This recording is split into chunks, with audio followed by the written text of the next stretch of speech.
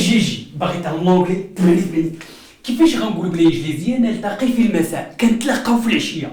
واش غنقولوا we meet on the evening ولا we meet in the evening ولا at؟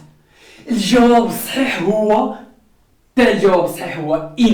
دائما كنستعملوا in مع in the evening, in the morning, in the afternoon. لاحظوا معايا مزيان كيفاش غنقولوا انا مهتم بتعلم الفرنسيه.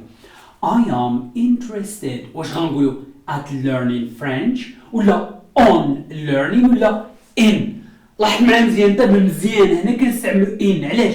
دائما I am interested كتمشي معاها in. I am interested in learning Chinese.